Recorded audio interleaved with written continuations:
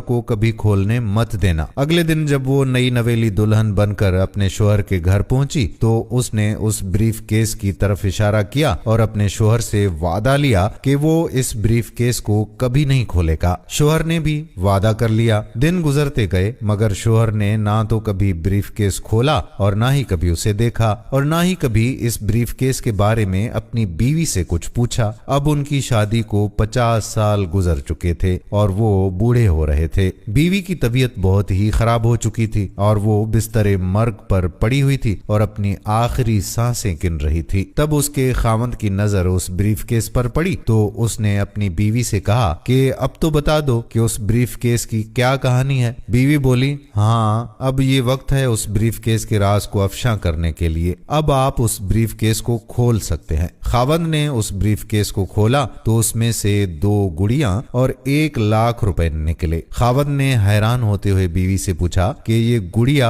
और इतने पैसे कहां से आए। बीवी बोली कि हमारी शादी के एक दिन पहले मैंने अपनी माँ से अपनी अज़दवाजी जिंदगी को खुशगवार बनाने के लिए एक नसीहत मांगी थी। तब मेरी माँ ने मुझे कामयाब जिंदगी का राज बताते हुए नसीहत फरमाई कि गुस्सा पी जाना बहुत ही अच्छा है। मेरी माँ ने मुझे तरीका बताया था कि जब मुझे अपने खावंद की किसी बात पर गुस्सा आए तो अपने खावंद पर गुस्सा निकालने की बजाय एक गुड़िया सी लिया करूं। तो मुझे जब भी आपकी किसी बात पर गुस्सा आता तो मैं एक गुड़िया सी लिया करती थी। खावंद गुड़िया देखकर बहुत खुश हुआ कि उसने अपनी बीवी को कितना खुश रखा हुआ है, क्योंकि बीवी ने 50 साल की कामयाब इज़्दवाजी जिंदगी में सिर्फ 2 गुड़िया ही बनाई थी। खावंद ने तजस्सुस से उस ब्रीफ केस में मौजूद 1 लाख रुपए के बारे में पूछा तो बीवी बोली कि ये 1 लाख रुपए मैंने गुड़िया बेच बेच कर इकट्ठे किए हैं। अब खावंद के चेहरे का रंग फीका पड़ गया और उसे एहसास हुआ कि उसने